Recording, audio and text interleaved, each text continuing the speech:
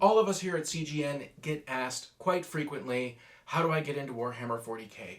What should I buy? Or how do I get into miniature games? And it is a completely reasonable question to ask of somebody who has this behind them.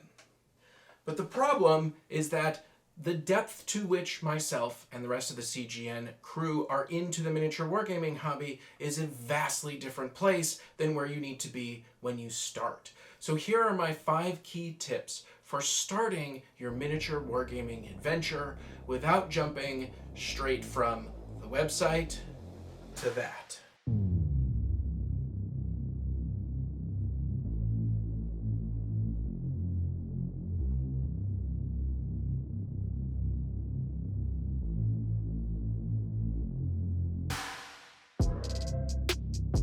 Special shout out to Mark. We used to be co-hosts on a very fantastic podcast. Can't wait to hang out with you soon too, as soon as things get back to normal. Now, because we are in the post-COVID area, unfortunately getting into the miniature gaming hobby is a little bit more complicated, because my very first piece of advice is best executed at your local game store, and not your local Games Workshop store. You may be brought into the concept of miniature wargaming by a specific game or a specific faction, but actually allowing yourself the opportunity to be exposed to all of the different types of games and all the different types of game styles is really important for making your first decision. Also, finding out what games are being played in your local area is also really important. For example, you may be dead set on playing Star Wars Armada, but if you go to your local game store and there's nobody to play with, might not be a good choice to pick. Even in this COVID world, it is still really, really critical that you do as much exploring as you can before you make your first purchase. And I mean exploring both in terms of different gaming companies, whether it's Warhammer 40k, Marvel Crisis Protocol, or any of the other hundreds or thousands of miniatures that are out there that's available to you. I suggest watching videos, looking at painting tutorials, watching gameplay, and trying to figure out what exactly inspires you. Are you really into the hobby? Do you want to paint miniatures and have them look like professional, beautiful pieces of art? Or are you more interested in just getting a whole bunch of stuff on the table and rolling dice and smashing face? In that same vein, do you think that you're going to prefer a specific universe, Star Wars or 40k or Kings of War, fantasy, if you will? And what games do you want to play? Are you interested in short skirmish games where you have 5 to 10 models, or are you really interested in giant, epic, apocalypse-sized games? Understanding what's drawing you into the hobby is a great first step. If you're able to go to the game store, or whether you're just perusing on the web, the first thing that I would do is just scroll around and look at what miniatures excite you. What things do you look at? Don't worry about the rules, don't worry about the game style, don't worry about what you're playing. What really makes you excited? So go ahead and take a look at Star Wars Legion miniatures and all of the beautiful displays. Look at Warhammer 40k, look at Warhammer Age of Sigmar. Whatever, just make sure that you look at it so that when you do decide on your first purchase, you know that you're getting something that speaks to you. So now that we've figured out what speaks to you, it's time to actually buy stuff. And here is the most important thing that I have to say about buying your first miniatures. Start small. Do not start here, okay? Do not start here. I know you can get really, really psyched about it, and you can be like, I want this, and I want 8 land speeders, and I can easily spend $200, $300, $400, and I'm gonna buy the full GW paint line. Why? Because I can! And I'm gonna buy an airbrush, and I'm gonna buy all these brushes. No, don't do that. You will have plenty of time, trust me, plenty of time to jump headfirst into that rabbit hole should you enjoy your first experience. At first, you need to start small. Here are a couple recommendations on how to start small. 1. Pretty much every game that's out there has starter boxes. Games Workshop has 2 types of starter boxes. They have starter boxes that have a couple models in it with the paint and the instructions, and then they also have army starter boxes or battalion boxes, such as this one here for Dark Angels. They also have the Indominus box set, which is a bit more expensive, but comes with 2 complete factions. This is true for Marvel Crisis Protocol. It's pretty much true for Star Wars Legion. It's true for almost anything. But you don't have to start with a starter box. Go through the websites, figure out something that you like, and just buy 1 box. 1 squad, maybe. 5 stormtroopers, right?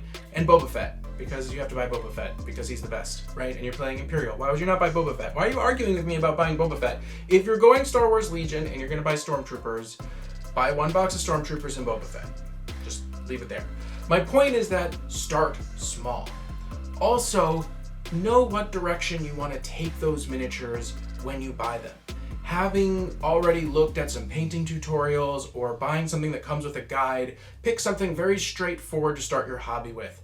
Basic assembly, basic painting, either buying something that comes with a painting guide or already have picked a painting tutorial from hopefully the Cool Guys Nation list of painting tutorials or any other painting tutorial out there, and limit your focus to something small. That, of course, leads us straight into hobby supplies. Now, Games Workshop is fantastic that they have these starter boxes that come with clippers and glue and all this accoutrement and the very basic paints that you need to paint a Necron or Space Marine. The problem is that they don't have a starter box with contrast paints. And contrast paints are honestly the best way to start your hobby experience. If you were going to splurge on anything, I would say buy the full line of contrast paints, but even that is extreme. What I would do is figure out what game you want to play, and if it's Warhammer 40k, great, what faction you want to play, and then pick 1 box, maybe 2, for that faction. Either get the starter box or just pick whichever models speak to you. Find some painting tutorials online that correspond with contrast paints, and buy 5 to 6 contrast paints and a couple cheap brushes. Now you can get the GW brand, or you can get the brushes that CGN prefers, which is these Sox number 4s, which you can buy off of Amazon. I'll have a link below. They're cheap, they're good, great starting brushes, and I strongly recommend that you start your hobby with contrast paints. Next, and this is something that I've really only learned from experience, Warhammer 40k and most of these miniature games are social game and social hobby. Starting out by yourself is great, and you can definitely spend hours and hours alone painting and building. I'm not saying that you can't do that, but when you are first starting out, it's really great to have a partner. Either somebody who is at the exact same level as you and who's starting out fresh and you both can learn together, or somebody who's more experienced than you and can help guide you, not only in the hobby section, but also playing. And again, this is a great resource if you don't have it to find at your local game store, but if you do have a friend who's into it, definitely try and get a partner to hobby with. And I mean physically hobby together, whether it's over Zoom or in person or at the game store, whatever is safe and whatever you can do, doing this together is great. Josh and I, on many times, have questioned not whether we're going to start the hobby. Obviously, we've already started the hobby, but we've questioned whether or not we are going to start a new game in the hobby, like Warcry. And when we have these conversations, we both have to be excited about it, but both being excited about it is great, because having somebody who's painting up one warband while the other person's painting up another warband, and you're both learning the rules and all of that together is a fantastic experience. It's one of the best parts of this game, is to be doing it as a social mechanism. My last point is kind of contradictory. I'm going to say one thing and then I'm going to say another thing, and they're going to seem like opposites, but I actually mean both of them very sincerely. First of all, do not get discouraged by your first attempt to hobby and play the game. That's why I'm having you start small. That's why I'm saying buy a starter box. That's why I'm saying try and figure out which game calls to you the most. Your best friend may play 40k, but you know what? Marvel Crisis Protocol may be where you're at because you love Marvel.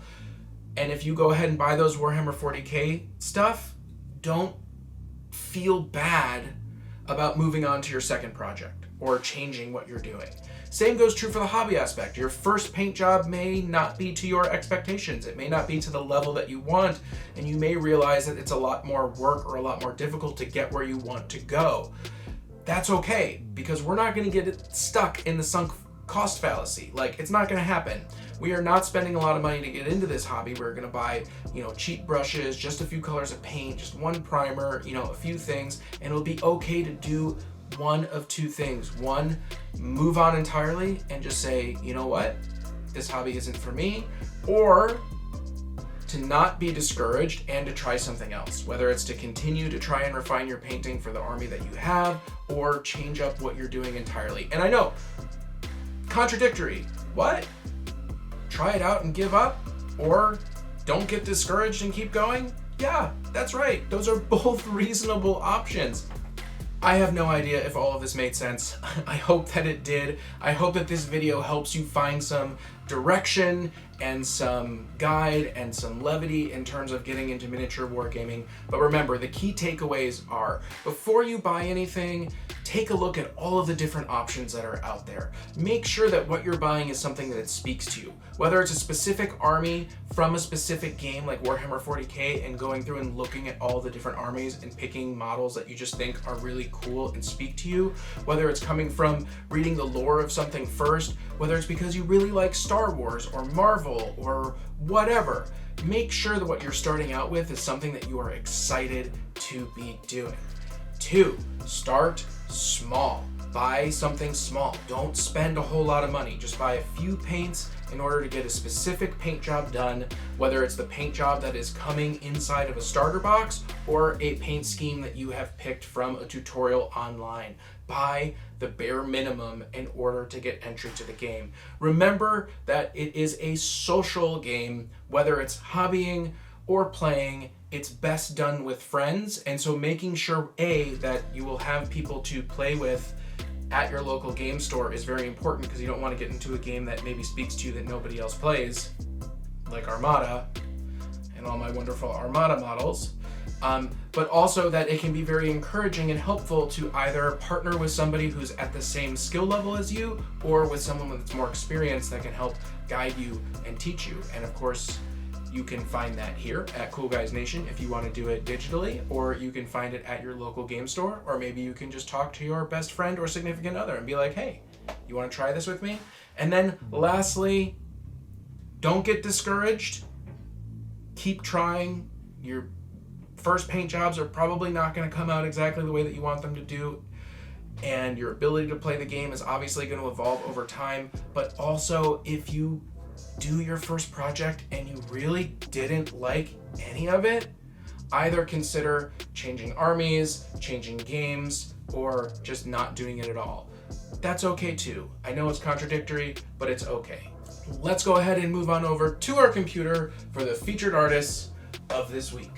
Okay, we are doing something different. We are looking at just the Cool Guys Nation Discord page, which you can join either by becoming a Patreon and getting special status and having access to special channels, or you can just join as a regular Joe. As you can see, we have about 20 people, and we have a fairly regular amount of content going on in our hobby chat. So today I thought I would feature some of our Patreons. Obviously I'm going to skip over this because this is Big Aaron. I think we've seen a Big Aaron. I mean, okay, I can't skip it because it's gorgeous. Wow. Oh, your bases. Oh, I love your bases. But anyways, on top of Big Aaron, there are other people involved. We got Paul Knox. Paul Knox, you'll often see as one of our moderators. He's been working on some pretty cool stuff. Hey, wait. StarHawk. Sometimes StarHawk posts too, and he's very good at painting. We also got Rockstar. Rockstar loves to share his work. He does a whole bunch of different stuff, from LED work to 40K work to Gundam work, posting all sorts of really fun stuff there. Here is some more stuff from Paulinax. So if you want to join our Discord page and share your work, share your progress, talk about cool projects, take a look at, sometimes we post videos that don't even go up on the YouTube page, and just in general have a good time hanging out, talking about, I don't know, Nurgle. then go ahead and check out and join the CGN Discord, which once again you can do either by becoming a Patreon, or you can just join the link and have access to the regular channel. As always, remember to like and subscribe, hit that bell button so you never miss an update. If you want to take your patronage to the next level, check out our Patreon in the notes below. And as always, this has been Aaron from the Cool Guys Nation, and we'll see you on the table.